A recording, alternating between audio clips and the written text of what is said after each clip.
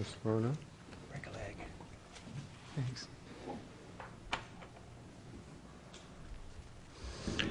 Good evening. I'd like to welcome you all. I'd like to welcome the candidates for the City Council, and I'd like to welcome our audience to the first Candidates Forum being held here at the City Chambers.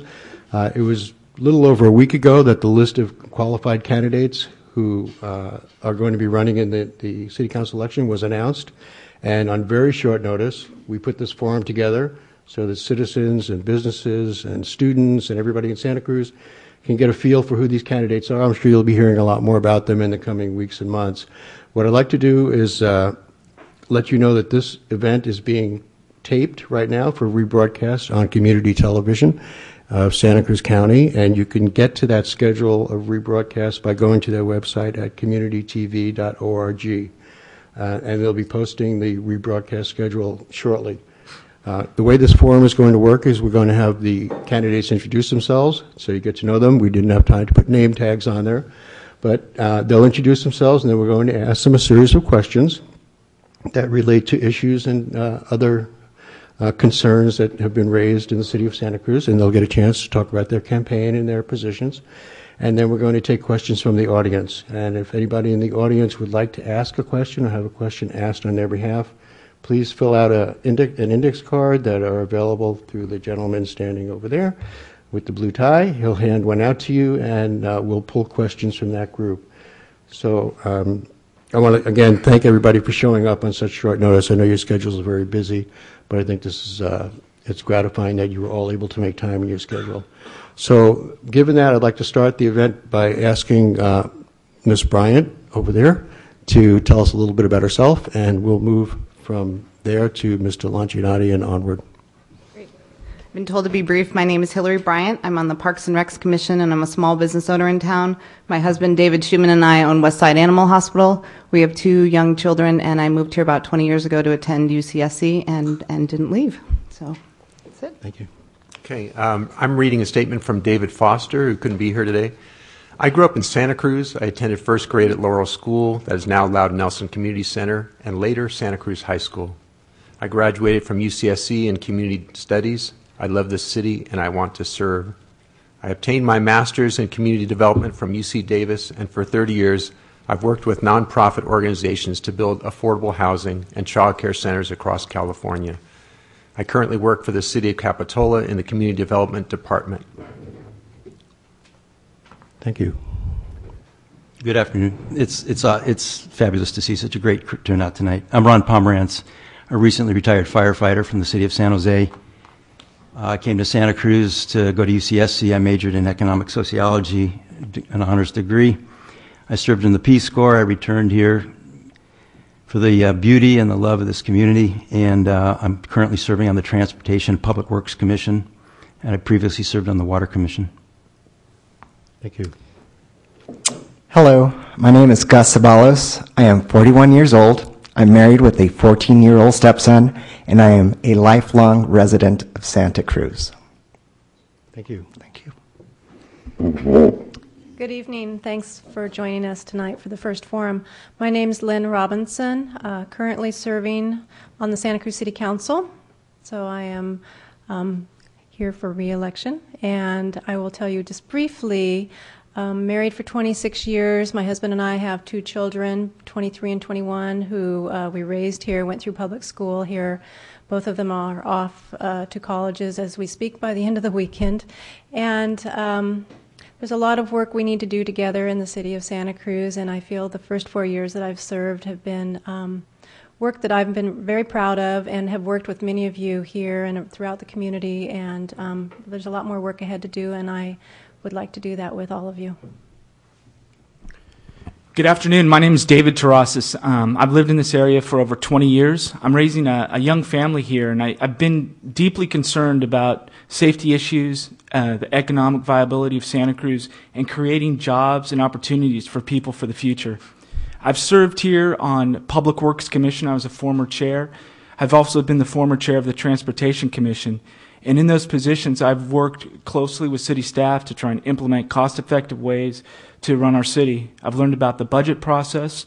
In addition to city service, I put myself through law school and business school, working full-time, and I want to make sure that I can apply those skills in a different way by serving on the city council and help to implement some of the solutions that are going to put us on the right track moving forward. Thank you, David. My name's Steve Plach. I've lived on and off in Santa Cruz for many years. I've been back in town for the last 12. I've primarily been grant writing for some of the local nonprofits, among them Santa Cruz AIDS Project, the County Needle Exchange, things that I believe in and things that are important to me and I think are public health issues that affect our city. My vision for Santa Cruz is to revive the local economy, to restore social services, and to ensure public safety. I have a number of projects and proposals I think that will accomplish these goals. I believe that I can work full-time as one of your city council members. I think the time is right to have full-time city council members, and I'm ready and willing to serve, and I hope you'll be able to support me. Thank you. Thank you. And to introduce myself, my name is Robert Solek. I'm a 16-year employee of the City of Santa Cruz. I've been working in Public Works since 1994. I'm one of the analysts in the department, and I'm also a representative of Operating Engineers Local 3. And although Operating Engineers is not sponsoring this per se, the managers of the City of Santa Cruz have been very supportive of this forum and getting it pulled together really quickly. So that's who I am. What I'd like to do now is start with the questions. These are questions that will address many of the concerns, as I said, of the citizens and residents of Santa Cruz involving residential services and budget shortages, things that relate to our economic development, and we'll also talk about some of the employee issues that have been ongoing for a number of years. So I'd like to address the first question to Ms. Bryant, and this is relevant to residential services. And the lead into this question is that the city has been forced to close or curtail many services that residents have come to rely on, such as the Beach Flats Community Center, the Harvey West Pool, and others. Can you tell us, what do you see as the core services that the city must maintain for our residents, and how would you fund those services? To start with, I was very involved with the Beach Flats Community Center. That's part of the reason that I'm here tonight, is because when they defunded the Beach Flats Community Center, I saw it as an essential service that we had to preserve in our city. And I actively worked to save that, and through collaboration and work with different groups, we managed to keep the doors open and keep that vital service alive and well in that neighborhood. I think one of the challenges in this economic time is that we don't have the funds to keep these services going, but that they are essential to our community. And when you talk about what the core services are for our city, I believe you have to look at fire, you have to look at police, and you have to look at public works, water, or service delivery. If the tap turns on in my house and there's no water coming out, I'm going to be concerned. But if you eliminate from that equation the fact that we have, as a city, one of the largest areas of parks, you're missing part of it, the equation too. I think that you can't eliminate the fact that we have to preserve and protect these open spaces as well as dealing with our service delivery. But it takes a new way of looking at government to be able to do all those things. And what needs to happen, in my opinion, to preserve all these services that we want to see in our city is that we have to have an economic driver for that. It's essential that we preserve and work on having an economic climate where businesses are able to contribute to the community and contribute to the tax base and allow for us to keep these services and the doors open on programs like the Beach Flats Community Center. And that's going to require some public and private partnerships that we haven't maybe seen in the past, and a new look at the way we address government. Thank you very much. Okay, this is a statement from David Foster, who couldn't be here today. Just one moment. Yeah. Let me ask you, I'm going to ask you another question. Oh, you're going to ask me a different question? Yes, I am. Oh, okay. We're going to cut. That was a suggestion that we rotate the questions. All right, yeah. The second question is related to... They all answer the same question. You want to do all the same? You can add it? Just start the next question with the next person. All right, let's go. Okay. So let me, you want me to re-ask the No, question? it's about the city revenue problems, right? Okay, go ahead. There are two strategies that I favor to improve our city's revenue picture. One is through progressive tax measures, and the other is through economic development. First, I fully support the City Council's November ballot measure to increase the utility tax. The tax will raise $1.8 million, which is crucial to cover the costs of the additional police officer positions that the Council reinstated. But we need to raise more revenue than that to restore the recreational programs of our Parks Department, to reopen Harvey West Pool, and to respond to threats to public safety through the development of additional youth empowerment and employment programs. I'm using my candidacy for City Council to popularize the notion that we citizens have the power to improve the quality of our lives by improving the city's revenue picture. I'm telling people about the millions of dollars that cities like Oakland, Berkeley, Albany, Alameda, Piedmont, and San Francisco are raising through their transfer tax on real estate. In Alameda, for example, sellers of property pay a 1.2% tax when the property is sold. I'm calling this proposal a Give Back to Santa Cruz tax because it is the quality of life in this city that is reflected in the property's values. This is one of the best kinds of taxes because it is progressive. That is, it's based on the ability to pay. And it can be designed to create a disincentive to short-term speculation in properties. I want to use this opportunity today to formally ask the other candidates to join me in endorsing a Give Back to Santa Cruz real estate transfer tax. Are you with me on this? No. It's high time in a community like Santa Cruz that City Council candidates spoke out in favor of what our community needs and our willingness to pay for it. Second is economic development.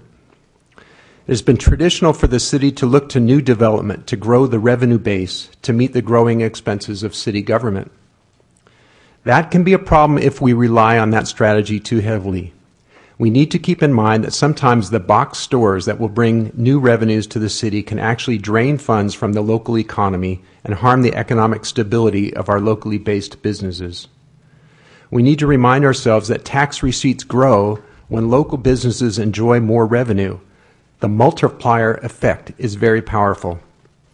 If we circulate more dollars locally, everybody wins. The city can take the lead on this by maximizing the amount of purchasing and contracting done with local providers.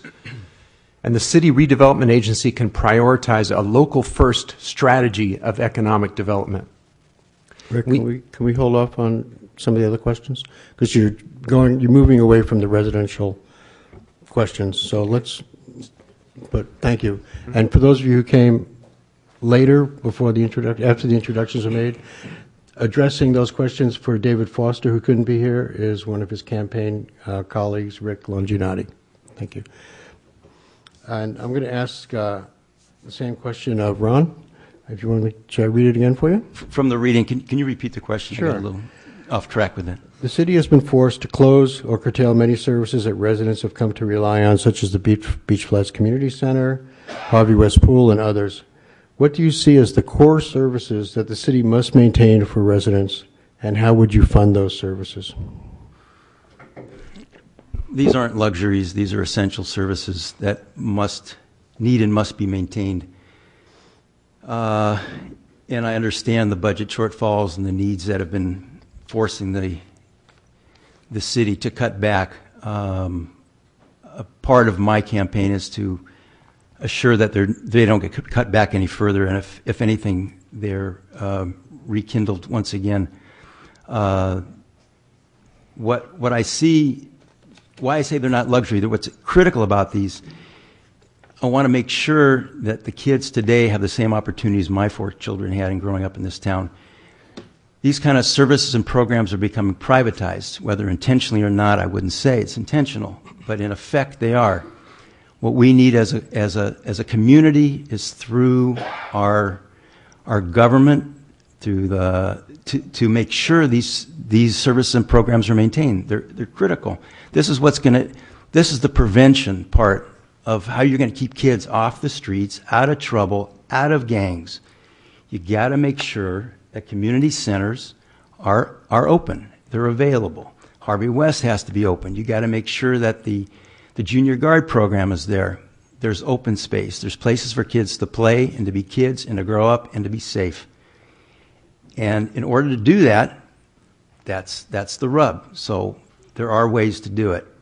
One idea is creating a Parks and Rec district that would be citywide, in which monies could come from that, be allocated to fund the Parks and Rec program and all the programs and services. I too support Measure H, which is the ballot initiative that will be on in December, that will raise about 1.5% to the utility tax.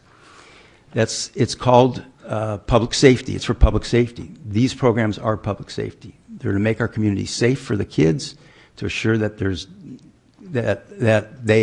out of trouble, that they're off the street, they're doing things that are really important. Thank you very much. Gus, can I ask you the same question? Yeah, can you repeat it, please, one more time? This relates to residential services and the cutbacks. The city has been forced to close or curtail many services that residents have come to rely on, such as Beach Flats Community Center, Hobby West Pool, and others. What do you see as the core services that the city must maintain for our residents, and how would you fund those services? Okay. Well, first of all, I'm really big on public safety.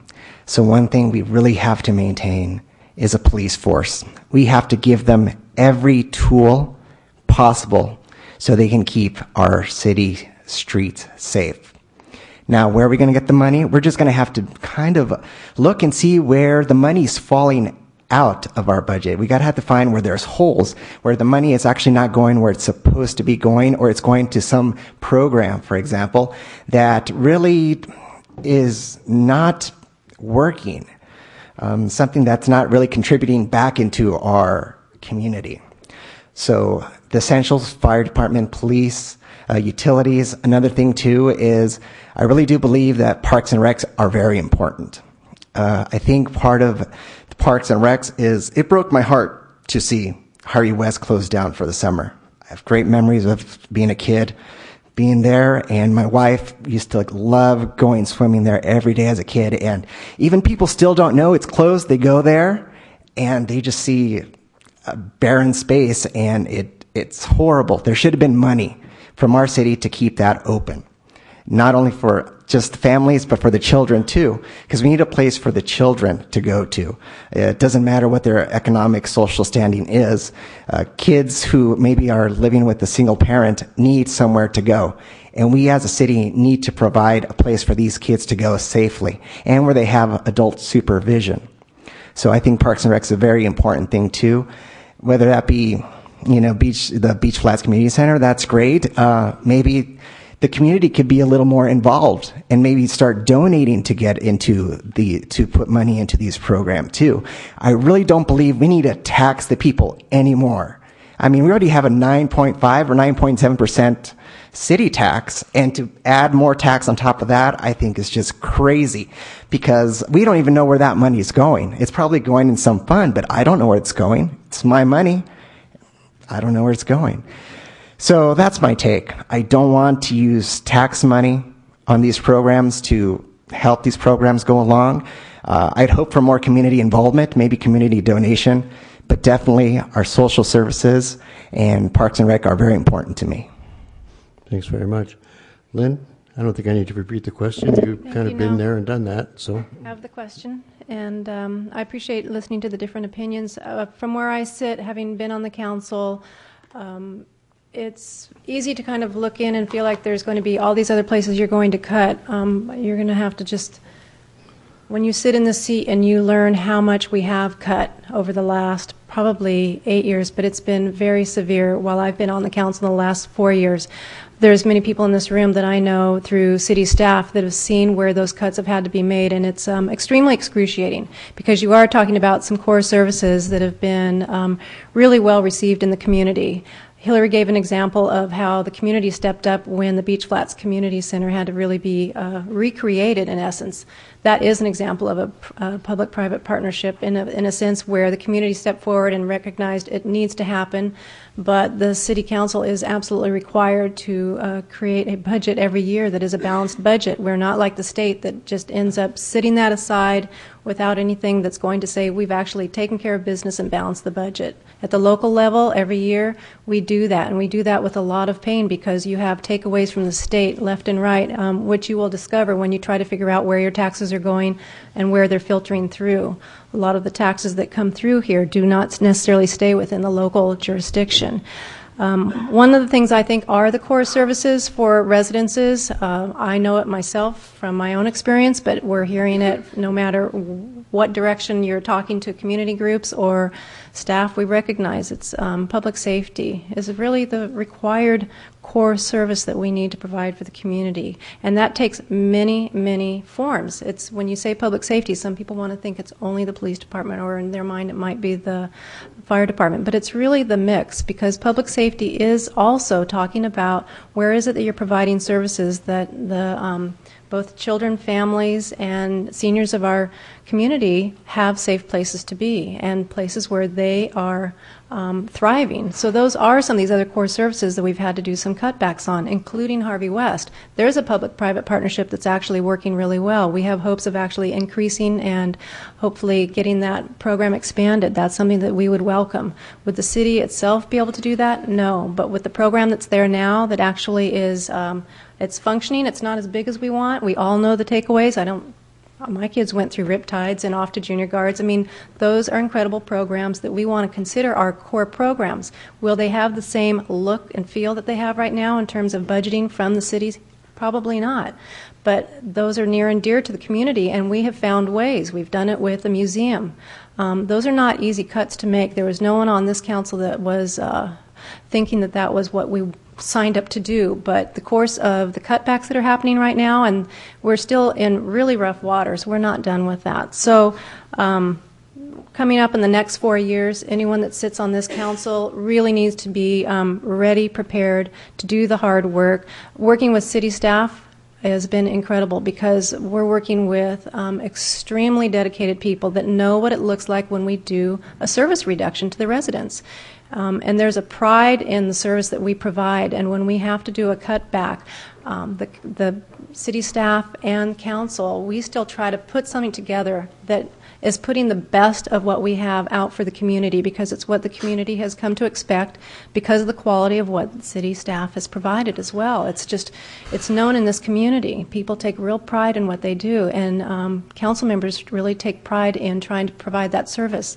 So cutbacks are not easy. They're not over with. I'm kind of giving fair warning to people that are candidates for council, and those are the basic cores. Public safety through looking at also how you keep families thriving as well in the community, and there's no way around that when people look at a core need for the residents. Thank you. David. I have the question, and these are historically challenging economic times, not only at the national level, state level, but here locally especially. So acute because when we look at how much we have done with as little as we have, it's amazing to think of. In the last 10 years, I've been on the Public Works Commission as well as the Transportation Commission, and city staff is working diligently to stretch every dollar as far as they can. Now, the question that you asked was, what are our core services here in the city, and how do we fund them? And those, as if you look back at the former city manager's budget message in May, we're operating at a $2 million deficit, and that requires us to rethink government and to do things, old things, in new ways, to look at the way that we offer services and find new ways to deliver them in a more efficient manner. And I look at our core services as the fire and police. When someone calls 911, there needs to be someone on the other end of that line in order to deal with an emergency in our city. When your water goes out or a water line breaks, we need city staff to be able to take care of that water. Think of public works, maintaining our roads. The types of services that we depend on as cities, they can't be done individually as residents, and those are the ones we need to look to in terms of how we operate and maintain. Now, in terms of how we fund those services, I really think our city needs to take a new approach to how we look at economic development. I had a recent conversation with a small business owner on the west side, and he told me that when he came to the city to try and start a business in town, he had to go to 6 different departments to determine what permits were needed. It took him, several days, several hours to try and even invest his money in our town to create the types of jobs that we want to see happen. I think that we need to start looking at having a centralized way. So if someone wants to start a business in town, they contact the Economic Development Department, and someone does the legwork internally and costs out what it's going to take for them to start their business here and see if it's something that's viable. Also, we need to be a type of community that listens to others to find out how we can make improvements in our existing services. If there's a concern with the way we operate or the way something is delivered, we need to kind of look to see how we can make improvements and deliver our services in a different way. We can look at communities up in the north, Portland. They've looked at how delivering roadway projects, they start to design them in a way so they're able to get cost savings by designing, let's say, sewer lines or any of our sort of streetscape improvements and putting in bikeways and other infrastructure improvements at a lower cost. I think we need to kind of rethink how we spend our money in ways that have economic returns for residents in more ways than we are now, because at this time, more than ever, we need to leverage the scarce governmental resources in ways that are going to have the most return for residents. Thank you, David. Steve? Well, I couldn't agree more with my fellow candidates in that really the core services are police, fire, water. Those things are important, but I think youth really has to be served in this community. I think Beach Flats community, Harvey West, those things just have to be maintained, and we have to give priority to those, to keep those open, to keep those functioning. Everybody knows the problems that we've had with gang violence, gang-related activity in this city. To my mind, that kind of activity arises out of, it's not so much a choice by kids, it's a lack of options. We have to give them options, and that's a core value. It's a core service. You know, we have to make sure that they have opportunities. And how we're going to fund those things, you know, I'm not particularly in favor of utility tax increase. I would be more comfortable with 1% rather than 1.5%. I think 1% probably stands a better chance of passage. It's up to the voters in November if they want to pass that. But I do think that there is money that needs to be infused back into the economy. My approach, and anyone who has my campaign literature can look at it and see, is that we have to develop a green economy here in Santa Cruz. And that green economy has to be done, I can agree with David, that building process, the building permit process has to be streamlined. Green building has to be incentivized. We have to give them some reason to come and build here, to build locally, to keep the local economy thriving. And that's one of the ways we can do it. I've talked to the Board of Supervisors about this. They have a program currently going through their offices that's is going to incentivize green building, and it's based on a program they have now in Sonoma County. That also benefits the city because it does incentivize green building. My understanding, however, is, and this is about new money, we've got to get new money into this economy, and that's how we're going to be able to support these services. My understanding is that the city of Santa Cruz itself is about 90% built out.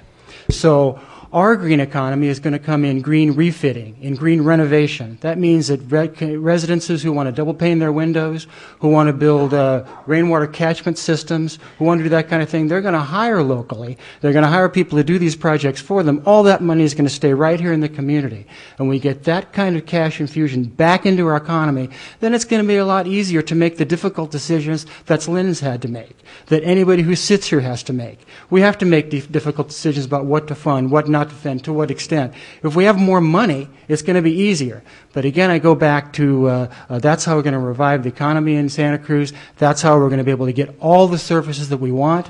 And I couldn't agree more strongly with those who say that youth must be served in this community. We must give them an opportunity to build, to learn, to grow, and not to be involved in activities that are going to be detrimental to the community. And that's what I believe, and so that's what I'm going to campaign on. Thank you. Thanks very much.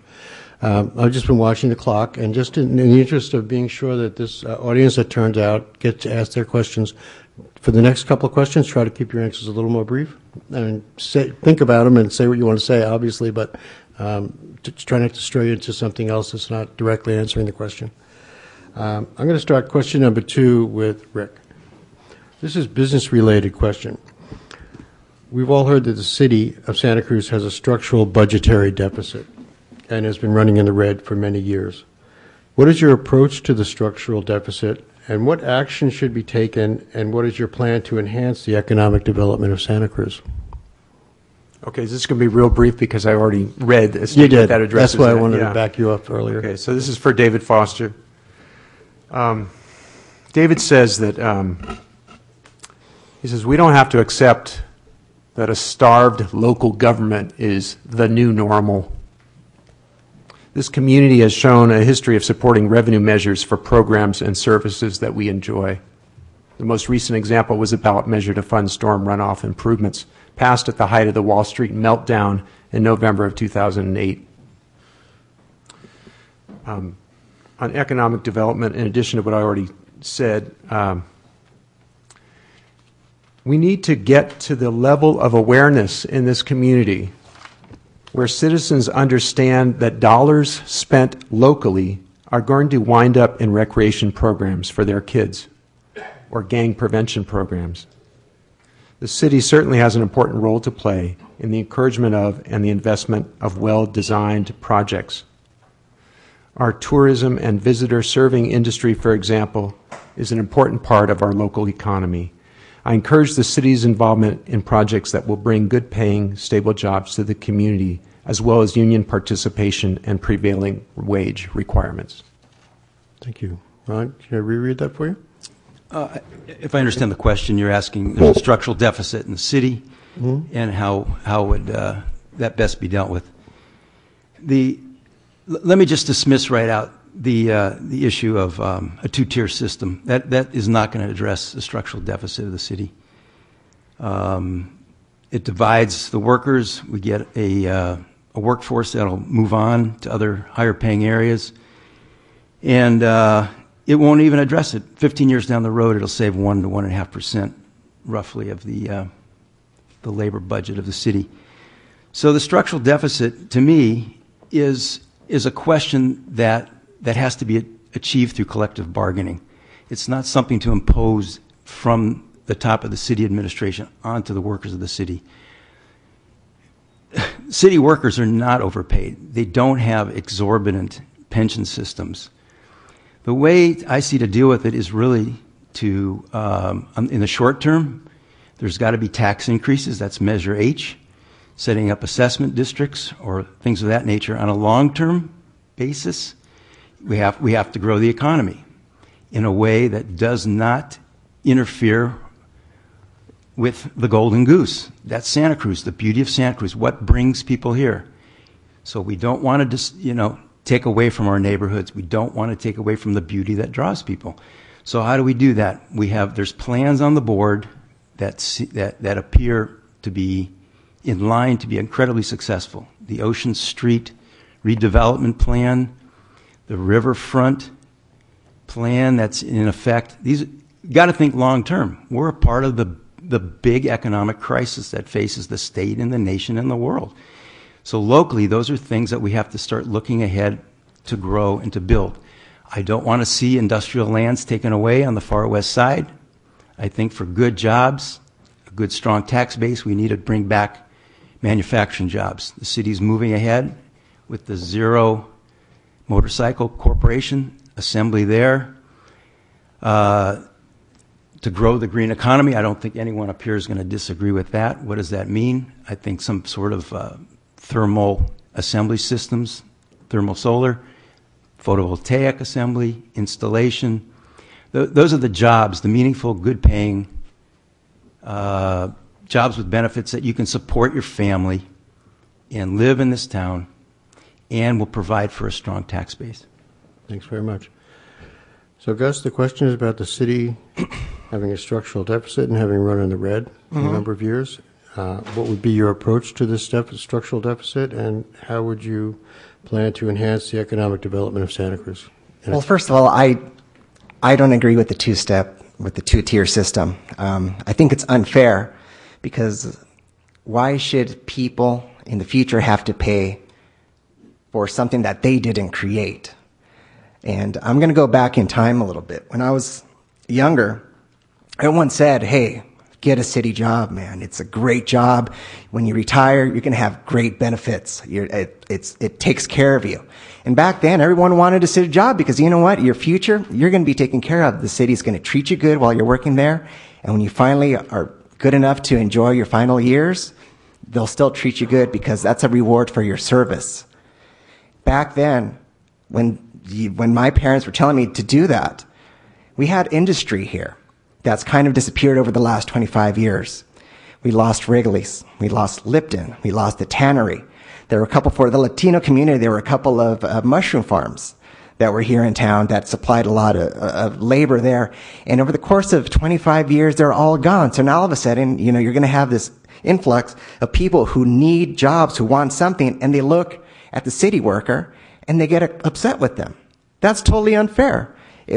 They were there to be taken care of as a reward for the service you provide the city.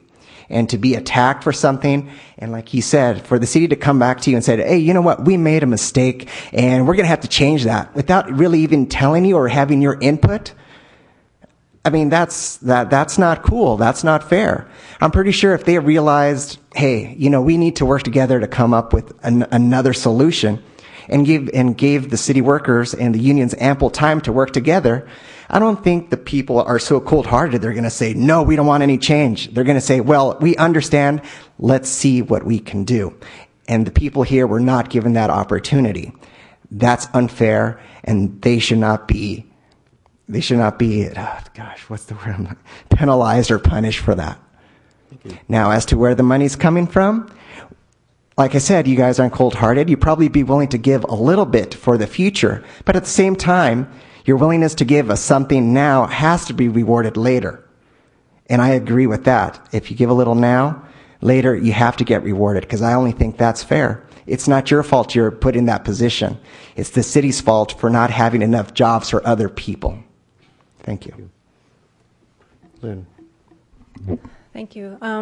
Some mischaracterization there from my perspective where I sit. There isn't anything that I know currently that's has been absolutely imposed on employees. I know there's been some incredible dialogue that's already happened with some employee groups, and there's more to come. And there's definitely future hard work when you've got contracts open, and everyone in this room knows the work to do is to do that together. There isn't anything at this point that is an absolute, but do we know that we have to make some changes? Yes, but there's a real interest in working together. There is interest from employees who know that they've got ideas that they want to be bringing to the table. There's interest with new city manager and from the council giving direction about really having a new vision and having an ability to have a strategic plan that involves really very collaborative and intense work with city staff, as well as eventually bringing that out to the public and just getting a lot of feedback. We're just at the beginning stages of that, because we know we've got a broken system. It's evident, and it's something that the City of Santa Cruz can rise to the occasion and actually be a leader in this. And there's actually employees that are already showing their leadership in that and giving examples of things that they know, that they can see that can change within the structure of the city itself. Is it all based on a two-tier system? Absolutely not. Is that part of the discussion that may come out of this? Very likely. But that's going to be because people are sitting down and figuring out where does it make sense, where does it not make sense. We've really only had one council meeting session that was a study session. There's a lot more information. A lot of us were asking questions. It was a lot of information to take in that particular night. And even some of that information seemed like we have to do a lot more research to even know if that makes sense for the city and if the numbers even really play out. So in the meantime, there's a lot of us having discussions. We're asking with new leadership, with new city manager, to take a really active role with all the different departments, because we're a very complex city. You can't just look at us like other surrounding cities and decide that what's happening in other communities works for Santa Cruz. We are a really very complex, full-service city, and it'll be multiple ways we look at this. But I'm telling you, just sitting with employees that I'm asking their opinions about, they've got some incredibly creative ideas that will bring very large savings to the city, and that's a structural change. Is that a two-tier system change? Not necessarily, but it's a structural change because they sit there knowing that there's things that they've seen within departments that can be absolute cost savings to the city. And that's the work that we're going to be doing together, and that's part of the visioning that we need to do. The other thing we're doing with the city manager, too, is Not only are we trying to say yes to projects that come along, and it's a hard time right now for economic projects to come on board, but just have that picture of moving Santa Cruz forward and what does that look like, and have a real specific vision that is articulated not only from us, but that comes from the community as well, and move on that together instead of having it be somewhat fractured and basically, in the years past, be rather kind of combative when it the same thing we've done with other groups. It doesn't need to be that way. You can look at it with a new paradigm, and that's what we're going after, because we have new opportunities right now. And we're doing this at a very, very difficult time. So I'm applauding everyone that's on board and working on that direction. It's going to make a big difference for the city of Santa Cruz and the residents. Thank you. David, you have a question? Yeah, the question is, how do you address economic development and the structural deficit we have? And I mentioned earlier that in fiscal year 2011, this one that's coming up right now, that we have a $2 million deficit. And that's after numerous cuts and furloughs that city staff have already taken. They've taken deep cuts in terms of their work and to contribute to reach some type of budget savings for the city.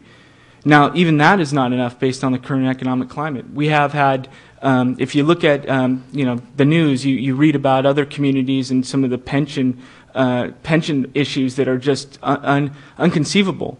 Here in Santa Cruz, we actually have a pension system that's actually has lower benefits, higher employee costs in other communities. So we need to take that in context when we talk about any sort of structural savings that take place. There have been a lot of savings that have taken place now, but they're still not enough.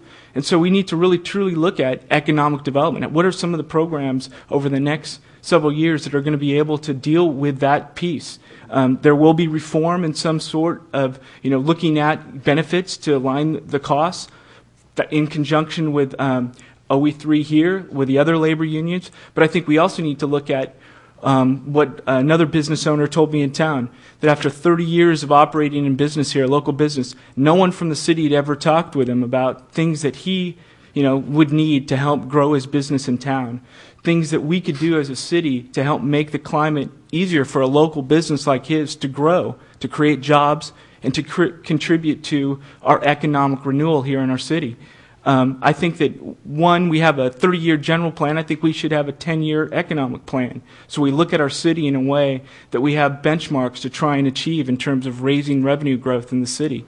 I also think we need to do a much better job of putting out information so that people that are here, we provide assistance through our redevelopment agency to invest in existing businesses. The examples that we've seen recently in the paper of Harvey West attracting Zero motorcycles and other businesses in town is directly related to work that's going on in the redevelopment agency, and I think we should look at that. One thing I've done is in our neighborhood, I think a recent business survey said that one of the things that we could do to increase economic investment in our town is to make sure that we make our city safe and cleaner. In my neighborhood, I organized a mural project. I was the first resident to sponsor a public mural, working with neighbors and business groups in that time. We put up a mural, raising the funds ourselves, matching it with city resources, leveraging those funds in ways that reduce the city cost to maintain a wall that was defaced on numerous times, and it created a more nicer ambiance for people to shop and visit. I think we should look at that throughout our neighborhoods, find opportunities for residents to get engaged in helping to make our community safer and more economically viable for the future. Thank you, David. Well, rather than talking around it, I would just say that if the budget deficit is truly structural, we're just going to have to change the structure. And I think that's what Lynn is talking about, and I think that's what I was talking about. It's things that I've learned by attending city council meetings, is that we are a very complex city. And everybody is going to have to cooperate, the city employees, city managers, people who live in the city, to devise a new structure, if it need be, that addresses what's caused the budget deficits to begin with. What I think and I see is that we need to have new sources of revenue. We need to have fresh sources of revenue here in the city. That's why I'm talking about green economy. That's why I'm talking about green building. That's why I'm talking about green refitting. That's why I'm talking about energy independence. Those things are all local. Those things are all things that people can do, or artisans and craftsmen in the city can actually be here and contribute to the revenue that runs the city services, that operates all these things. Those are the things that really address a budget deficit. You're talking about money, basically. I understand the importance of addressing city employees' concerns about pensions and two-tiered systems, and I also agree with what Ron is saying, that those savings would be quite a ways down the line, but that doesn't mean we don't have to think about them now. And all of those who are involved, all the people who want to sit up here and be involved in all of the negotiations with the city employees, all the people who are so important to providing us the services that we have that make Santa Cruz such a great city. Everybody's going to have to rethink this. Everybody's going to have think outside the box, if you will, be more creative in their thinking about how are we structuring our budget for this city. If it's not working, then it's not working. But let's change it. Let's address it.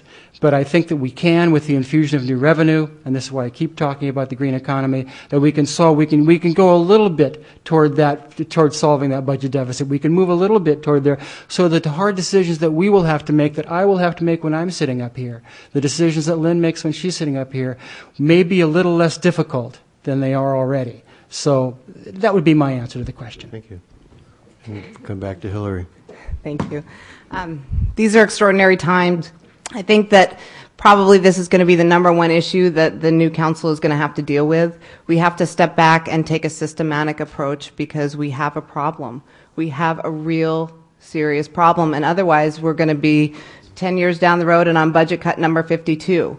So it is time to think about a new way to structure our government. And those are going to be taking our current system and making some hard choices and setting our priorities.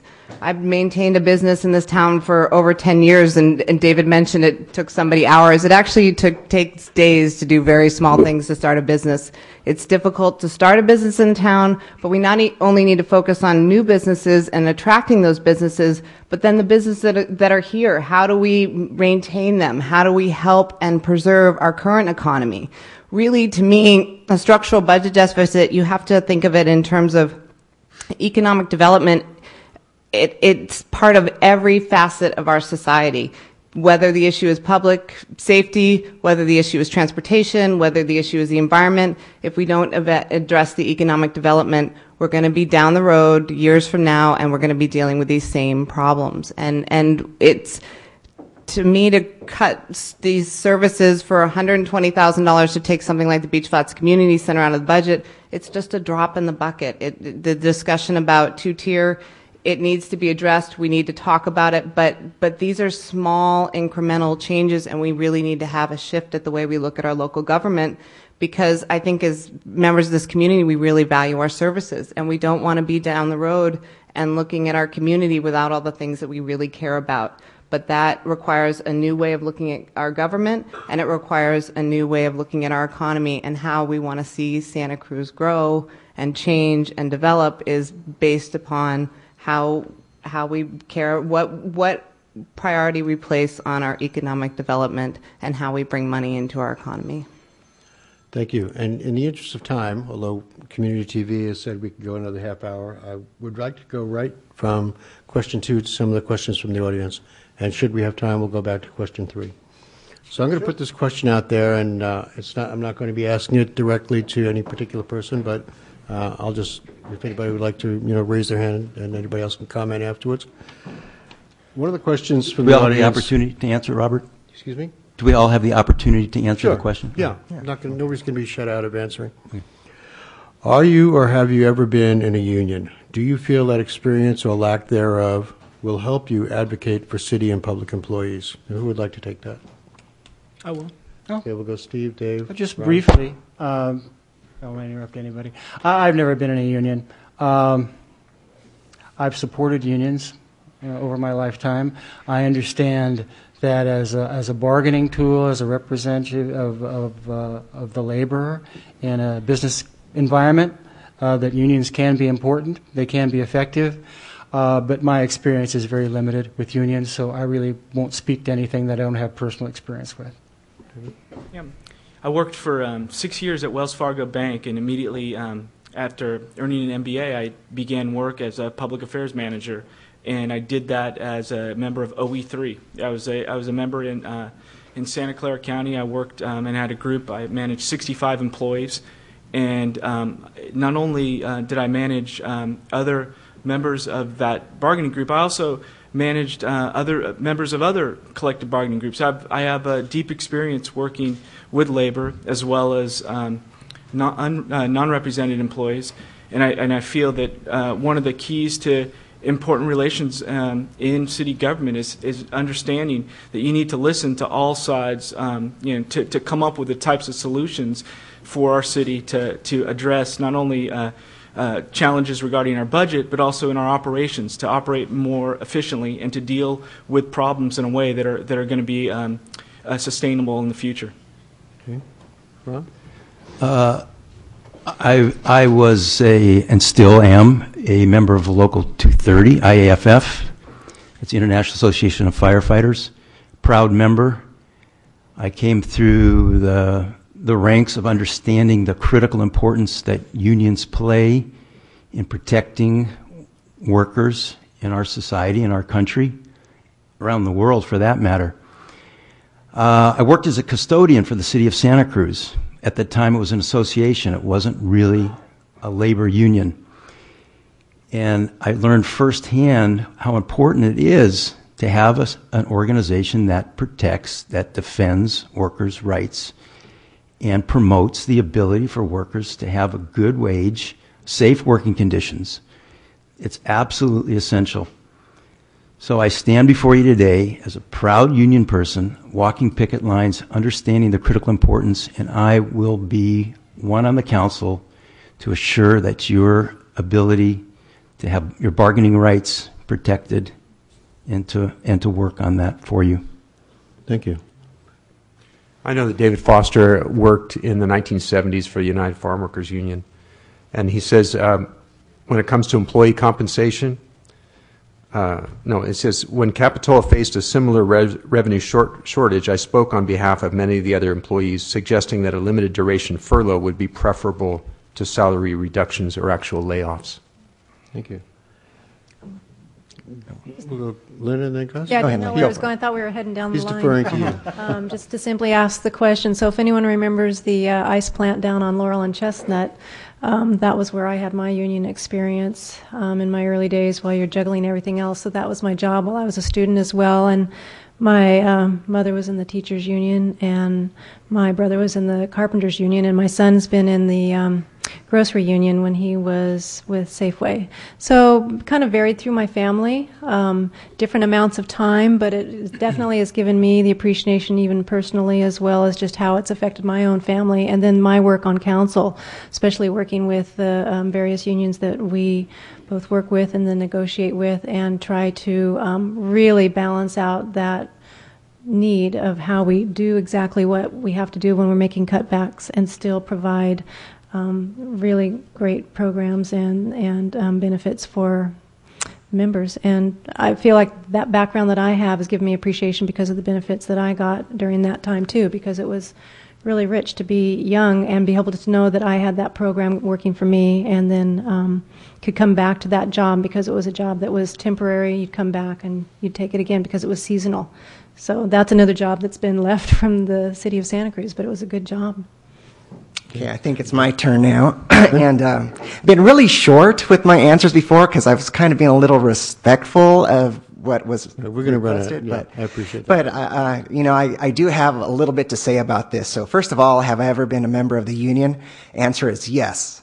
And as funny as this seems, I also, like David Foster, I don't know how he is, but I was a member of the United Farm Workers Union because my first real job when I was 19, I worked up in Pescadero for the Campbell's Mushroom Farm. And so the UFW was the union up there. And I was a proud member for 5 years. And that's not my story, though. My story, though, is how the union affected and helped me. It's a story of my dad.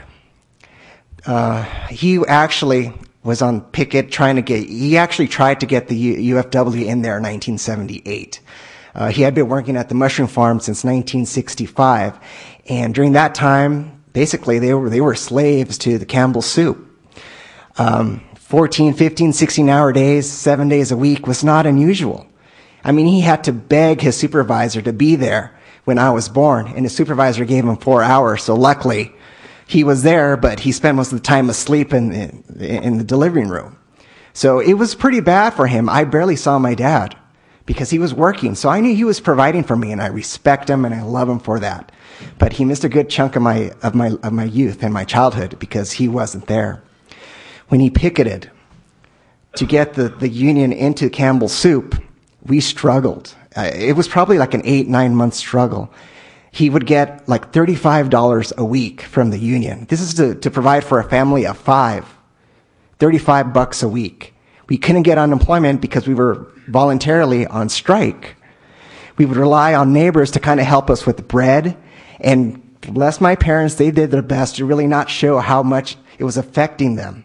But we knew, I mean, things were tough. But he got his wish, and he got the UFW into Campbell's Soup. And we saw my dad more. I mean, his days got cut down to six days a week, so he had Sundays off, which was amazing. I actually had a dad to spend some time with during the week.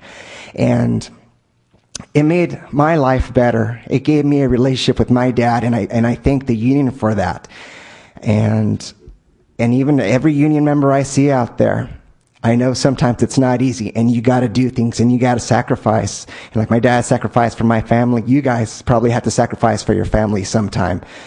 But overall, man, it's there to help you. It's there to help you now, and it's there to help you when you finally say goodbye to your job. And I'm all for unions, and it's been good to my family, and hopefully it's been good to you too. Thank you. Thank you. We're going to move on to another question, and again, we'll do the same thing. Just raise your hand, and we'll take people in order. I'll go real brief. Go right ahead. Okay, go. I'm sorry, I didn't see you. No, then that's fine, and that is, thank you, Gus. That's a tremendous story. I've not been part of a union. My mother was part of the teachers union. My aunt is currently part of the teachers union in Philadelphia, and that story speaks volumes about why unions are essential. I believe in the union, and certainly in terms of moving forward with the city, we have to have the unions as an essential part of this discussion. Thank you. It doesn't exist. So thank you. Appreciate that. Thanks for saying. This next question is very current. Sleeping outside is not a crime when there are no shelter spaces available. Would you favor instructions to police to refrain from the sleeping ban enforcement when no spaces are available? We'll start with Gus. I'll start first. And then Lynn. Social services for the homeless is the number one. The city gives them the most money out of all the social services. I think it's about $175,000. And I really don't think that most of the homeless really use that to better themselves. So I support the sleeping ban. And in fact, I am all for people who do not want to take advantage of our program and better themselves and become a valuable contributor to our community to get them out. I'm not a fan of this, and that's really all I have to say. Thank you. Bottom line. Steve, you were next, and then Lynn. Would you repeat the question? The question is, sleeping outside is not a crime when there are no shelter spaces available. Would you favor instructions to police to refrain from sleeping ban enforcement when no spaces are available? Absolutely, I would. No question. I'm on record, in fact, public record, as being in support of abolishing all the sleeping bans. I think it's my position has always been that the city of Santa Cruz is criminalized homelessness, and I don't think they should. My direction to the police department would be that they should not issue any citations, particularly when there are no spaces available, because not only is it right, that's the law. Thank you. Lynn? Actually, I feel like the sleeping ban, as we've enacted it, especially with the services that the city of Santa Cruz provides, is working well. Yes, do I know that there are people that are not taking advantage of those services? And yes, do I know there's some nights where there is a capacity issue with the homeless? Those are all true facts. But my interest is in really working regionally, and I'm on record for that. I'm on social services, and we're really pushing efforts to make sure that other localities beyond Santa Cruz start taking a look at what they can be providing. The capacity in the city of Santa Cruz, as anyone knows, is far beyond what we can handle. We have really stepped up to the plate over the years, and services that we do provide through the Homeless Service Project, through the many different myriads that we've put together for homeless services, really can make a difference in anyone's life that is actually trying to put themselves in a position to no longer be homeless. If it's a situation of being homeless by choice, which many people are on record or in print as saying currently, that's their choice. I understand that, but I don't think it's the City of Santa Cruz's job is to provide them a place anywhere and everywhere, which is, and I know there's a quote out there that's not anywhere and everywhere, but somewhere. But we've done that somewhere, and we've done it well, and I am very supportive of the ban that we have in place. It's actually working, and I'll continue to support that. Thank you. I'm going to ask you, this could be just a yes or no. We might be able to move on beyond this question pretty quickly. Do you think we should continue to be a sanctuary city? You see a show of hands? Anybody want to take that on? Steve? And then Ron? What does continue to be a sanctuary city mean? I mean, I'm all for offering people sanctuary whenever the cause is righteous. So, yes, that's the spirit of Santa Cruz. We are a Santa Cruz. We are a sanctuary city. Always have been, and for my money, I think we always should be. I too support the continuance of remaining as a sanctuary city. It speaks loudly of our compassion and tolerance as a community, and protecting everyone's rights is essential. Lynn? Yeah, let me just step in here. Technically, I've checked into this because I'm very interested in creating a new form, and I'm sorry we can't just do yes or no, but it's not. This is not a black and white question. But there's other council members on record talking about what happened back in the 80s. This is no longer the 80s, and what we need to do is do something that works for us now. Technically, we are not a sanctuary city, but if you look at the language, and I've worked also with the Chief of Police and just asking, there isn't anything there except statements, but it's not literally what the goal of that ordinance is. It's what we need to do now is modernize it for the community and work with all the stakeholders so you can take out the fire out of that, which is where we're at with just these sound bites about sanctuary cities. We're better than that, and we have more interest in creating something that really works for the community. And I think that's where you need to take the fight out and make something that works for the community now that's modernized. That's what I would like to do. Okay. Anybody else want to address that? I mean, I'll say it. The question was, we still want Santa Cruz to be a sanctuary city? Was that it? Yeah, if you think that the city, Santa Cruz should continue to be a sanctuary city. Well, I read one place where sanctuary city would be for, if there was illegal aliens or illegal citizens, to not report them to authorities. So if that's the case, I'd say yes. I mean, if you don't have to, I mean, if they're not doing any harm, if there's just your neighbors, if they happen to be illegal, you don't have to report them. But a sanctuary city is like, we'll take all comers and, we'll bring your homeless because we welcome you and stuff like that. Once again, I'm going to say no. I don't think we should be a sanctuary city for that. Because I think, given that term sanctuary city, it handcuffs a lot of our policemen. Because I really do think they need to do their job, and they want to do their job, but because they're sanctuary, they don't know how far they can go with whatever they need to do to protect ourselves or protect our city. So, in that aspect, I don't want this to be a sanctuary city for other people. Thank you. This next question may be impossible to keep it to 1 minute. I wanted to say something. Oh, she wants to.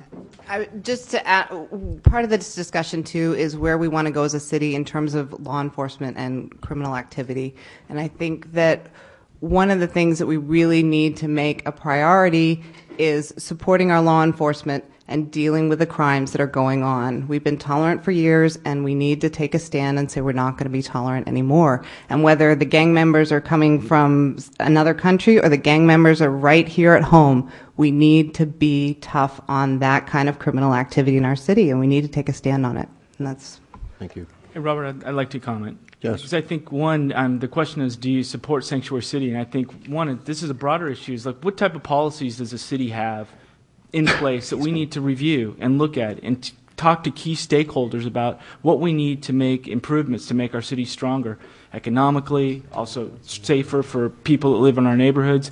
I've spoken with Santa Cruz Police Department regarding the sanctuary city policy, and it makes no difference, that it's here. It doesn't change the level of their abilities to enforce the law or to make our community safer. So I think, in terms of the premise of the question, I think if there's a need to review that, I think we should take a look and speak with key stakeholders to see that this is something in place that provides a valuable service for our city.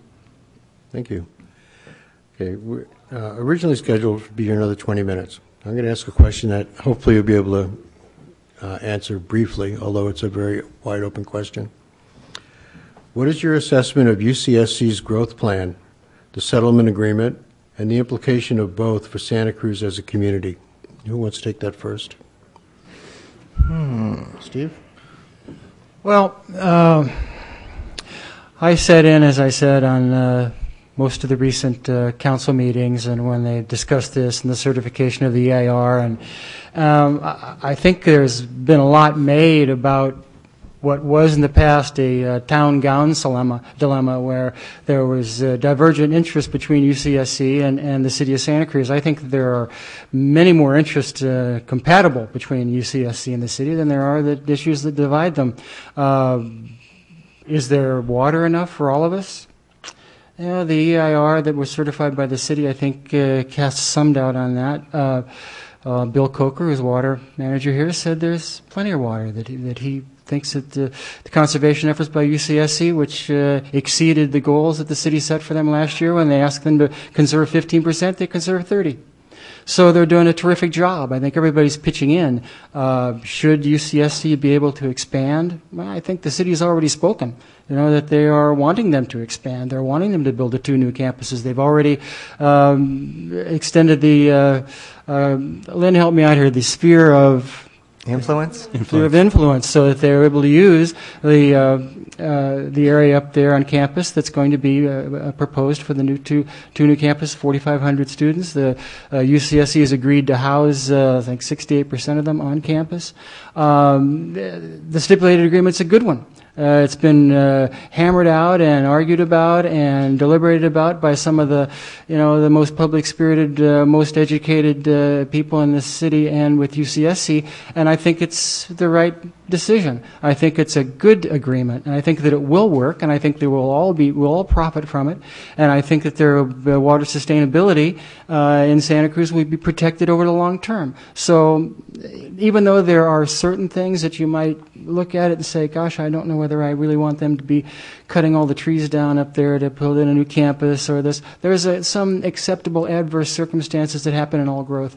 But I do think that for the first time maybe in many years, and certainly in my experience, that the UCSC and the city are together on something. And I think it's for the benefit of both of them. So I would heartily agree that the stipulated agreement is the best way to go. Right. Thank you. Does anybody else want to address that? Yeah, I will. David, and then Lynn, and then Ron? UCSC is one of our community's single largest employers. I mean, many council members that have served have worked there or have relations. We have family members that work there at the university. It is a true economic engine, not only for the jobs they create, but also the education that they provide students and the work they do in our community.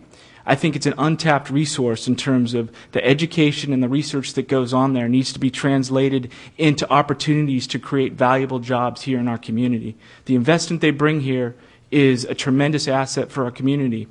There's some people here in the room that were a part of that negotiation. I know there were challenges that took place between the university and the city. I think we should look and move forward to find ways where we can strengthen that relationship and leverage the opportunities with UCSC to continue to create the types of opportunities to create a stronger economic future for Santa Cruz. Thank you. Lynn?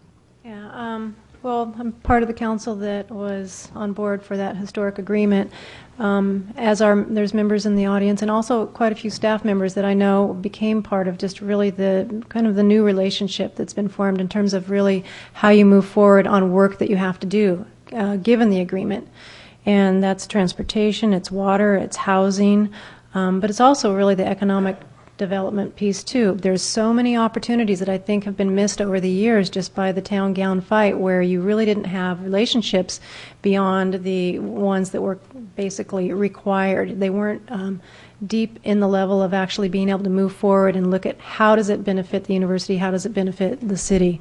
And in the middle were basically the residents in the neighborhoods trying to figure out where do we fit in this. And so part of the fight that I think, I don't even want to call it a fight, but it's been that in the past. And where we're headed now is really still trying to figure out the sustainability issue. I know it's been a real big issue with the water piece of it, as Steve has described, because you do have to look at what are our allocations and how are we going to make that resource really fit what we need in the community as well as the surrounding community as we have some growth.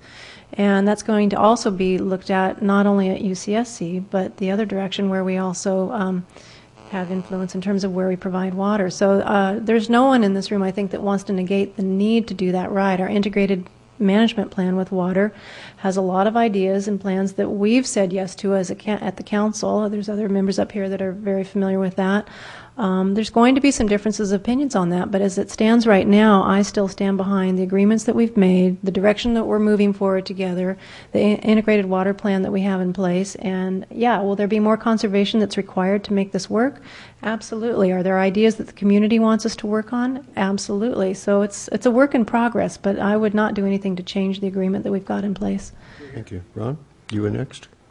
The settlement agreement serves as a very important and powerful precedent that the city can actually have some horsepower to negotiate with the university, which is essentially an autonomous part of the state of California. So I do support it. I don't believe it went far enough. I don't know in what way it can be reopened or renegotiated. The impact of university growth is real in our town. You feel it every day on the roads, in your neighborhoods, in high rent, competition for jobs. Saying all that, I am a absolute supporter of the public university system of this state. I benefited from it. My children have, and I want everyone to have that same opportunity. So with the university here, in terms of its growth, to me it's premature. Right now, I can tell you a quick story. My son is a senior now. He's a biology major. They have cut back the requirements for him to achieve that major because they cannot provide the courses. And here they're talking about expanding the university to have more students. And where's the programs? Where are the class support? Where are the additional professors? They're not there. So, growing on the North Campus does not make sense to me. In the same way the city of Santa Cruz, we have a green belt around us. We're trying to achieve our higher density internally to the city. I would say the same model is essential for the university. Why are they pushing to the North Campus side? They have plenty of ability and space to grow when the time is right internally. The question of water is absolutely essential. It's a critical driver. It's nowhere in our general plan at this time that would allow us to expand into that area and provide those services. That's costly. We have a limited amount of water. That's a community decision. We had a ballot measure that I don't believe was upheld by the council. It was approved by 80% of the citizens of our town to say when we are extending water service, there should be a general vote on that.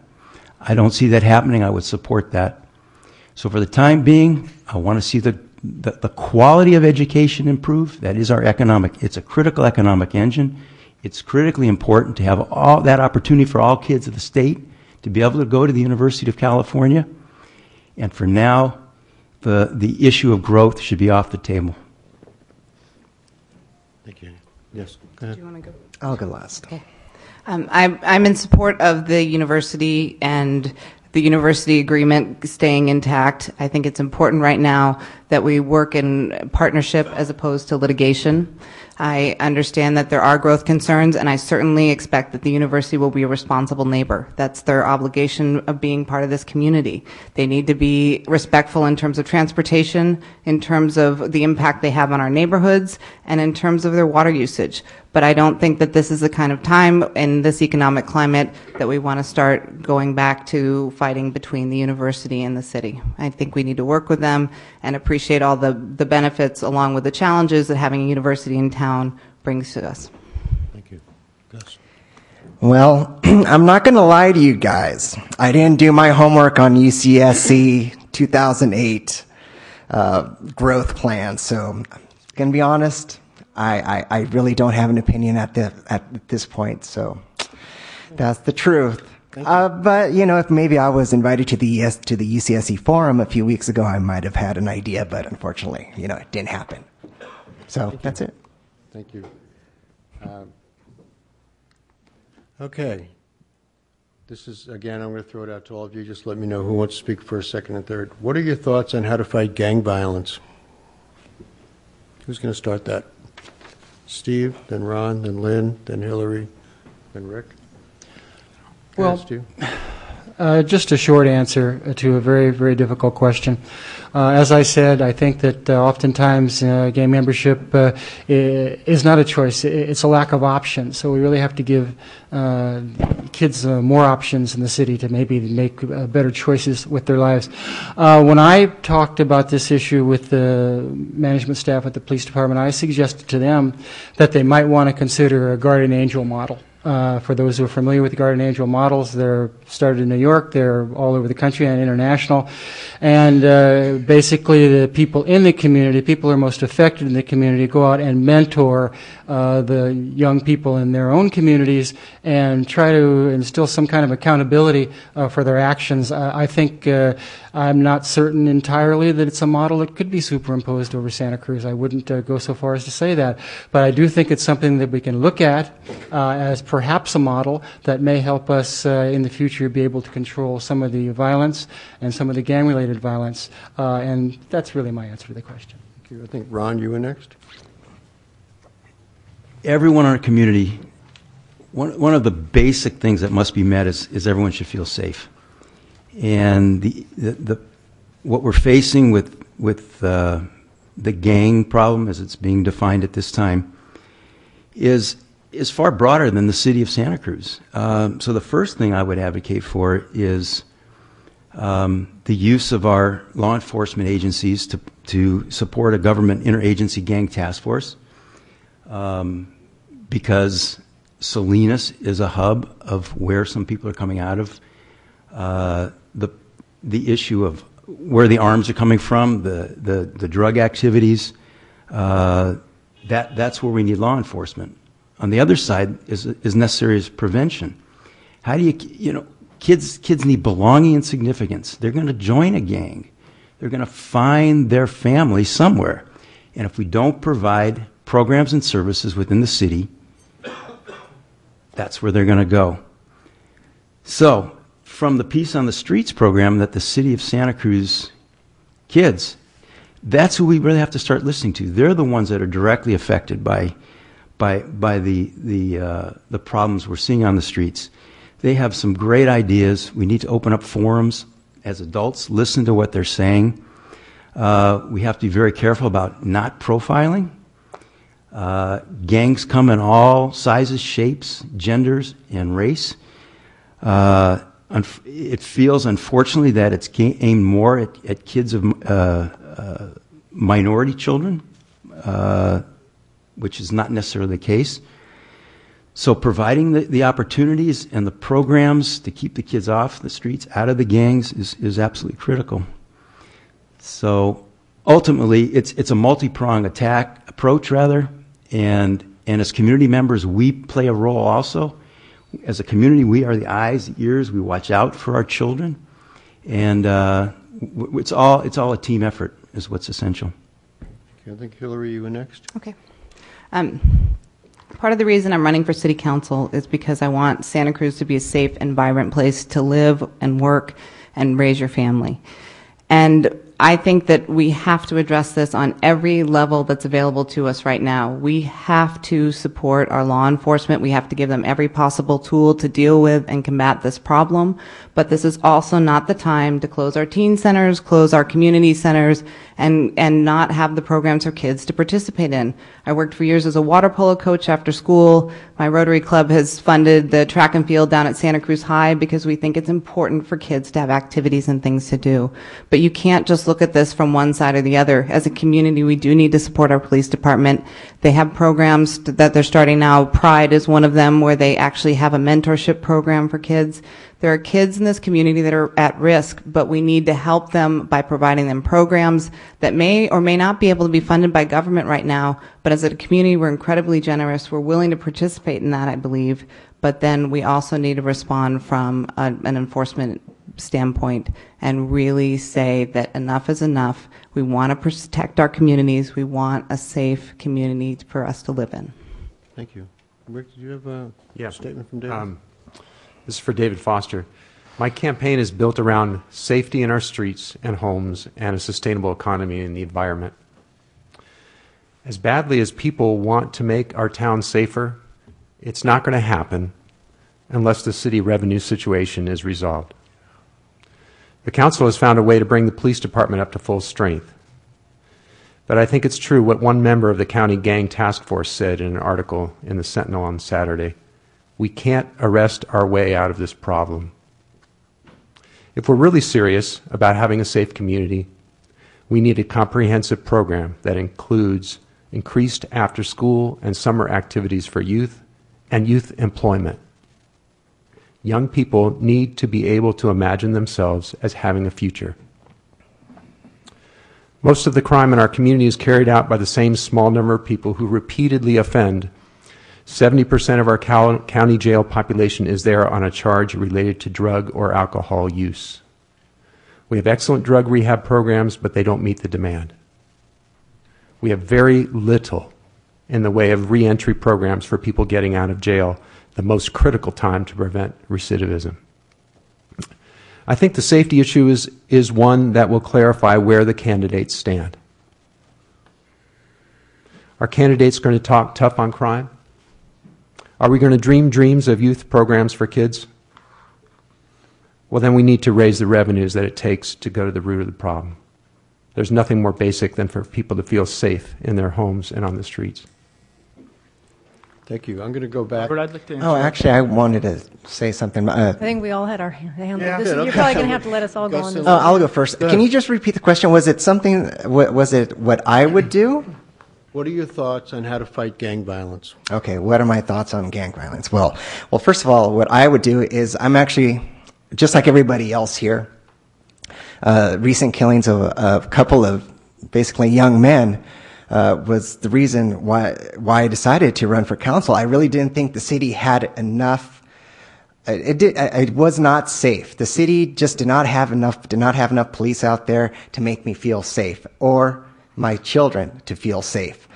And I've become very active. What I've done is, actually, if you go to my website, gusavalos.com, a couple of months ago when I heard that the city council was starting a county-wide gang force, I actually wrote a letter to the mayor and a couple other people involved with it and asked to be basically a volunteer and to help them create a program, because they have money for a program. But as far as I know, no one had an idea what the program was going to be. So I want to volunteer from the ground up and say, hey, I want to just be a person, a member of the community who wants input in this. So they said that they were not really getting input from the community, but they appreciated my time. But Tony Madrigal, he kind of asked me, hey, are you really serious about you helping the community, the Latino community and the gangs? And I go, yeah, of course I am. That's why I'm trying to run for city council, man. And so he goes, well, you know what? I'm actually going to have a meeting with a couple of Latino leaders. Why don't you come and join me? And which I did. And actually, I reached out to Latino community members by myself. And I really didn't see them very open to open their community to other members of the community, like more of the American kind of community. So I kind of used this opportunity to kind of ask them questions, kind of pick their brains. And it turns out their concerns are exactly the same as our concerns. They're concerned about their children. They're concerned about crime. The only thing that really kind of stops them is they really don't know how to present their community to the other community surrounding them, their other neighbors. And so what was decided was the Latino community is actually going to do a festival. It's a Latin-based festival called the Festival de Nopales. And it's going to be in November. And that actually is going to be their attempt to open their community to the whole city of Santa Cruz. And, you know, it's barely in the planning stages, but it's going to happen. And hopefully, you know, we get the message out there that this is their peace offering. And we hope, and I'm going to be part of it, and we hope that everyone understands that they know that they feel that the problems that you have is the problems that they have. The problems they want to tackle are the problems that we want to tackle. And hopefully we can come together in November for that festival at that time and just be united and realize that it doesn't matter where you're from, East Side, West Side, Beach Flats, Prospect Heights. We're one community, we're one city, and we should act as one city. So, Thank you. thank you. Lynn, you were next, and then David. Yeah, and I'll try to be very brief. Really, within our law enforcement, we have a lot of knowledge and a lot of expertise, and there are members within the police department that have really worked on the just understanding our local gang issues for a long, long time, and they really have resources that they bring to us at the community and help us be informed as well. So two things I want to say. There's some people that feel like we're not really reaching out and regionally connected, but these are things that go beyond our city scope. They're very involved with working with other agencies and really doing the reach out, because it isn't, as people have already commented on, only happening in Santa Cruz, clearly. I mean, it's a much larger problem, and it's not a new problem. I think for some people, their eyes are being opened with some really tragic violence that's happened in the course of recent history in Santa Cruz. And there's two things to this. It's really providing more resources where we can, but also letting local law enforcement use what they already know and really have an effect, because they really know where we need to be going after some resources within the city. And that takes me actually to one of the things that's been very proactive coming out of the police department that I was very happy to be a part of, and it's going to have a second version. But the very first class of the Pride program just did a graduation within the last month, and that's actually identifying kids at the junior high level, really at an at-risk level of their lives, and working with the school systems, with law enforcement. And that was two incredible Santa Cruz police officers that really got that program going. It's going down to Los Angeles, looking at the success there, and recreating a model that really fits Santa Cruz on a bare bones budget. That's the thing that's fascinating about this. If you were to see that 10-week program where those kids were pulled in at the beginning and where they ended at the end, it's phenomenal success with the first program already. And that was a small program, so seeing how successful it is, Officer Joe Hernandez and Jose Garcia were really the two. They got commendations from the chief of police because they took that on their own. They saw an opportunity here. They saw the need, and it's a huge success. And that's something that I hope the community gets to learn more about. I'm hoping we can bring it to council for them to share that for success, because that mentorship program needs to get going. There's plenty of people in this community that want to step up to the plate, but they need to know about it. The kids really turned around. And that's what you need to do, and that's part of the preventative piece. So that's just one example. But if we take those kind of tools and work with them within the community and really work with law enforcement that have that background information for us to work with, those successes get multiplied, and that's how you start making a difference one by one by one. Thank you. David. Yeah, we started out this forum talking about the challenges of our structural deficit and looking at our city as what types of changes we need to make economically. And if we look at criminal gang violence and the costs associated with addressing it, I'd argue that addressing criminal gang violence is the single most important issue facing our city. If not the most, it's one of the most issues because of the amount of costs that go into dealing with it.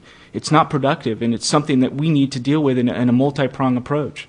And I'd like to say, first of all, we talked about some of the programs that have been cut recently. Our community stepped forward and supported the Beach Flats Community Center, and a lot of community groups that right now we're divested from the city.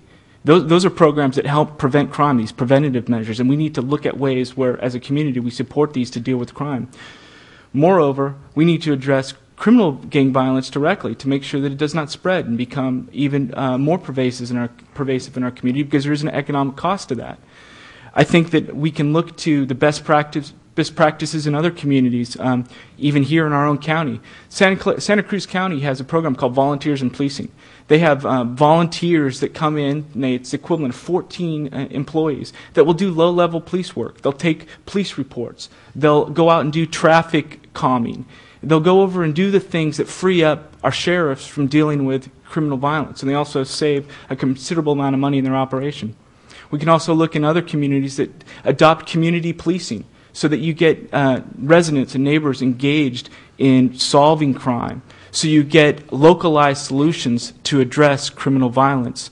I was personally involved in creating a public safety door hanger for the neighbors of Lower Ocean. You might recall there was a double homicide that took place there. I was shocked and saddened when that took place. I read an article in the Sentinel saying that a resident in the apartment complex didn't know who to call. They saw that there had been, inappropriate behavior going on, and she just didn't know what to do. Well, I created a reference listing of key city numbers for people to call when they see something that's going on. We all are going to be part of the solution to address criminal violence, and we need to make sure that we develop the programs to get engaged to help address them in a productive way. Thank you all. I'm going to go back to the questions because we've talked about the residential services, we've talked about economic development, and I'd really be remiss if I didn't ask this question. I'm going to start with Ron, so we just move it around. Employees at the City of Santa Cruz have been furloughed now for over a year, many of the employees, almost all of them, and they have deferred voluntarily their negotiated cost of living increases. And their pension plans have been making front-page news for a number of months now. Do you think that City of Santa Cruz employees are fairly compensated? And how should the city modify compensation and pension plans?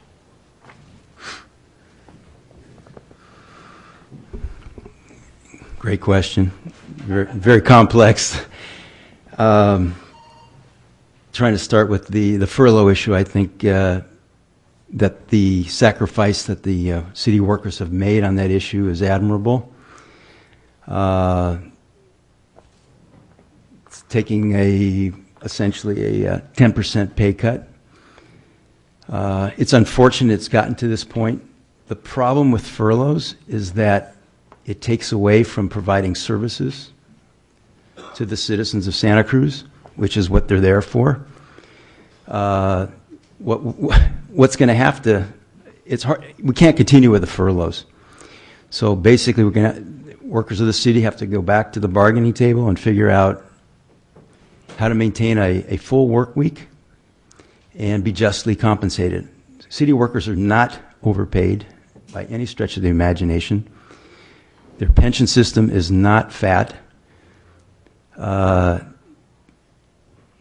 idea of setting up a two-tiered system of pensions is grossly unfair. It divides the workers. It creates a situation in which trained workers of the city we're going to lose them. It takes that's a cost to the city, and essentially we're going to lose very, very good people. And I certainly don't want to see that. What we have is the need for collective bargaining, and that's what the unions are for, and that's what's going to have to take place. So the bottom line is, how are we going to support city workers right now? And through the public safety measure of Measure H, essential to pass as a short-term Band-Aid to hold things together for a little while. The sacrifices the workers have made, unfortunately, it looks like there's going to have to be some more. And ultimately, the economic engine and base of the city is going to have to pick up and provide for better wages, benefits, and working conditions for city workers. Thank you. Can you read that again, please? Sure. The background is that city employees have been furloughed now for over a year and have deferred their negotiated cost of living increases. and their pension plans have been making front-page news. Are city employees fairly compensated, and how should the city modify compensation and pension plans? Okay, well, as to your salaries and wages, you should get what you can. So you are what you are worth. If you feel you're worth more, you should get a little more.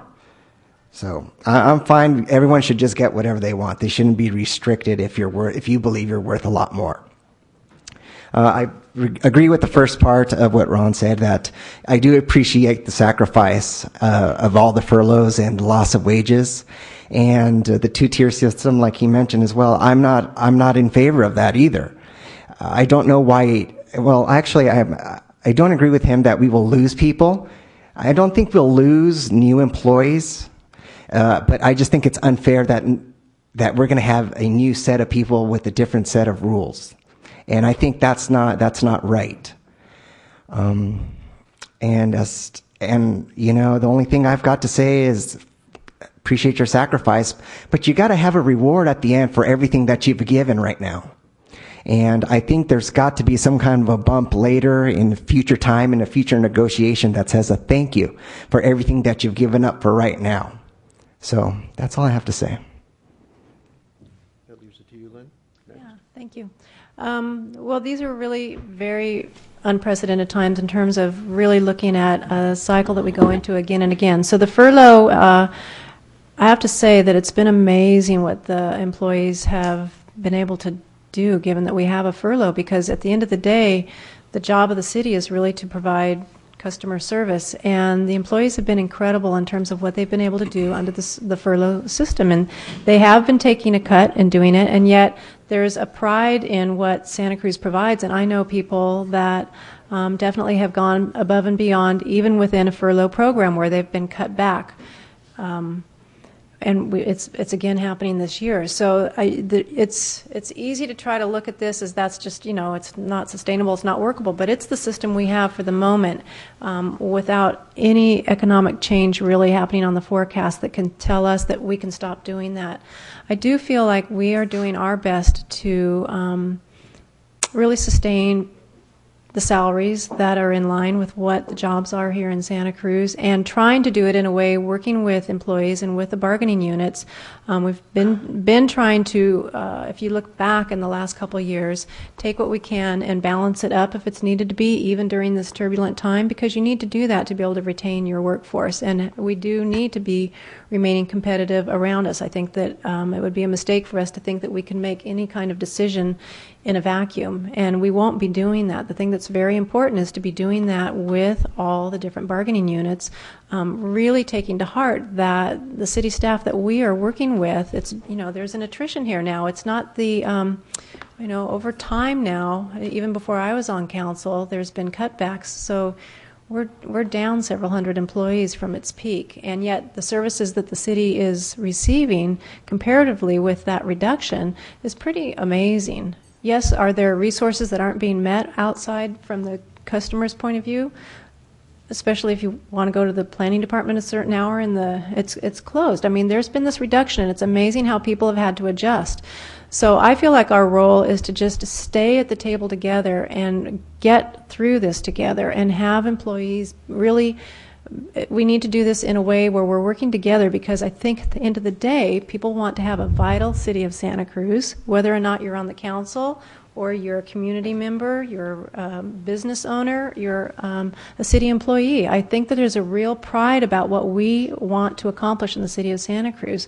And my hope is that that supersedes where someone's going to take this on as an issue and try to overcome the situation by saying this is the way it's going to be and that's the only way it can be. That's not working, but I also haven't seen that be how people have structured their dialogue and the outcome. So far it's been pretty amazing in a very difficult time, and our job as a council is to keep that conversation and have it very workable with our bargaining units when the time comes, and the time's coming. And so there's hard work ahead, and I trust that we're going to keep working on this together. We have the right people in the right place and leadership roles to be doing that right now, and I commend the efforts that have happened. It's going to be difficult. There's no way around that. And that's coming up in the next real cycle for anyone that sits in the council. Thank you. David? Yeah, I mentioned this earlier. Our city staff have had extensive reductions in pay through furloughs and other cost-saving measures that have greatly contributed to the kind of the economic security of the city for the time being. We just have had a historically steep drop in our tax revenues that are coming in. So, I'd like to say that we have an opportunity here to rethink how we operate as a city and become more focused on what are some of the tools as government we can do to help encourage new economic growth to increase our revenues.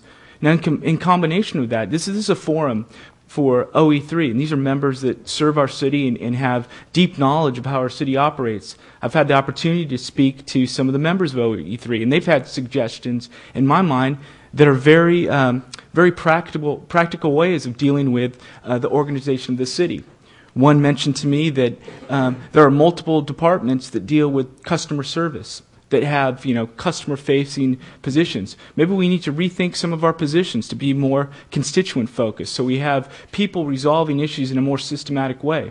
I think that comes with speaking directly with labor and management in the city to make the types of changes that not only are good for our residents, but also are good for the way that our city delivers services. I think that also when we look at some of the pay scales, I mentioned this earlier, if you look back at the former city manager's budget message, you'll look at comparatives with other cities. We actually have lower benefits than many other cities with higher contributions. There's some contributions that are taking place by our city residents that others in other parts of the state aren't. We also have a much more stable security for our health insurance, for our retiree health, and pension. I think there's ways that we can address this in multiple fashions. One is looking to some of our labor counterparts to say how is it that we can reorganize to create the types of savings that are going to help our city, and then also concurrently look at the methods to encourage economic growth. I gave some few examples earlier, and I'd be happy to speak to others who'd like to contact me directly. Holy cow. Here's Steve. So, Well, as announcing my opinion, do I think that city employees should have to continue to take furloughs? Well, of course not. Do I think that city employees are fairly compensated? That's a function of their representatives negotiating with the city council, and that's how that process works. I've seen the ICIU people in here representing their views and their concerns. I've seen the city council be responsive to those concerns. I think it's a combined effort of everybody trying to figure out how we're going to make it through tough times. Everybody's had to make sacrifices. This part of the structural budget problem that you're talking about earlier. But I think that everybody's working on it. I think good people are in place, as Linda said, who are making good decisions on this. I think that the labor force, the city employees and the city are willing to stand ready to continue to make sacrifices to make the city work. So, of course I don't want people to take furloughs, and of course I want them to be fairly compensated. It's silly to think otherwise. But is it a structural problem that the deep-thinking people have to really consider? Yeah, sure they do. Are there people here that can do that? Are there people sitting up here who will be able to do it in the future? I believe that there are. So we'll get through this. It's difficult times, but I think that the city employees have been more than willing to bear their share of the burden, and I think we'll be just as willing to do what we can. Thank you. thank you. Moving around to Hillary. Okay, thank you. I do think that the city employees have been incredibly generous and work incredibly well with what limited resources they have. I know from my experience with Parks and Recs, they're operating on an incredibly limited budget. People are consolidating departments, and they're still managing to put a tremendous amount of services for our community out there. But it does concern me that within the Parks and Recs department, we have people holding bake sales to keep facilities open and doing things that are focused on fundraising as opposed to service delivery. That's a real concern that we're addressing funds and not addressing the programs that we're hired to do.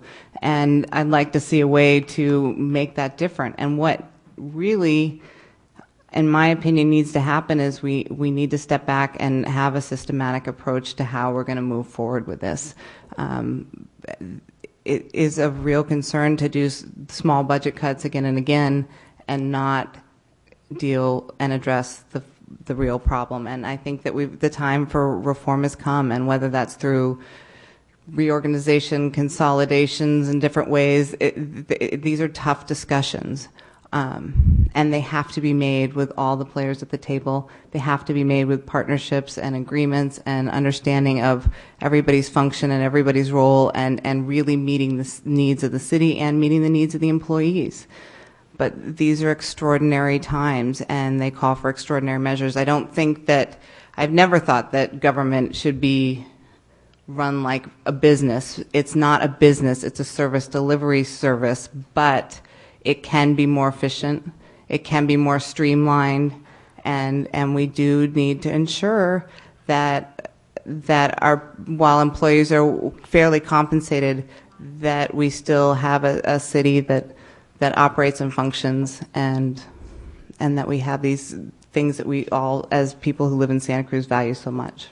Thank you. Rick, did you want to make a statement for David? Yes, please. Thank you.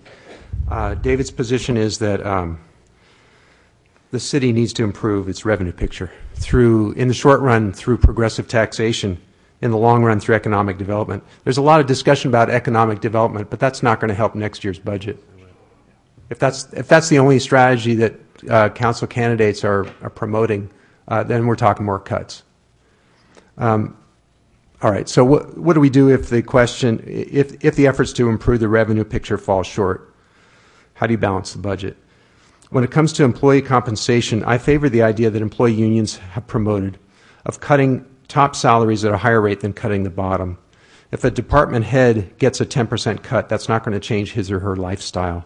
But if a low-paid employee loses 10% of pay, that's going to have a much greater impact. As far as pension reform goes, I think the unions made a good argument that a two-tier system may do more damage to employee relations than it's worth, and will certainly not offer a quick fix to our immediate shortages.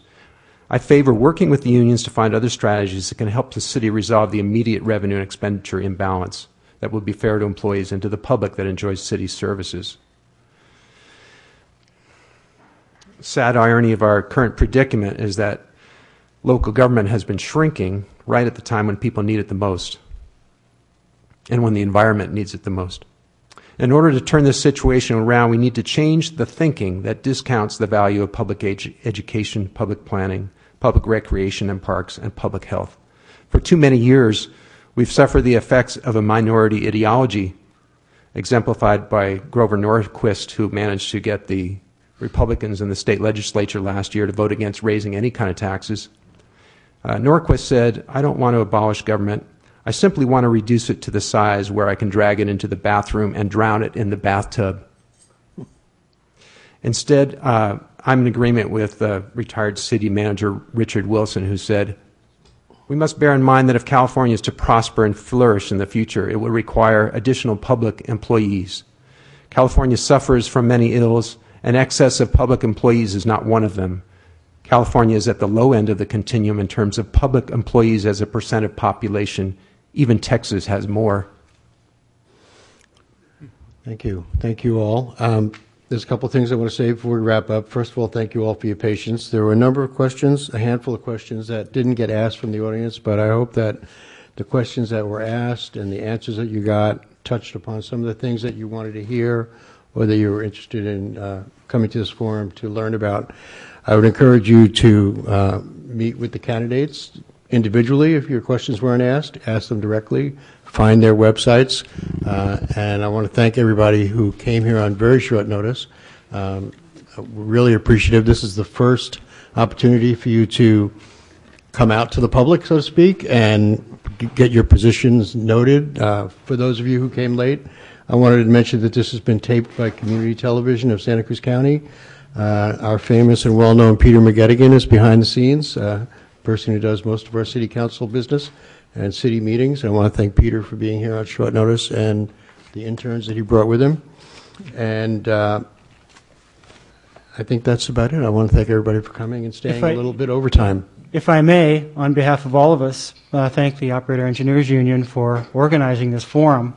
I think this is going to be the first of many forums like this. It'll give all of us a chance to discuss the issues, and it's a unique opportunity to do so. So for myself and, if I may, on behalf of my fellow candidates, I thank you. Thank you. I thank you as well. Thank you, Thanks, folks. guys. Thank you, Robert. Thank you, OE3. Thank you. been very patient. I appreciate that.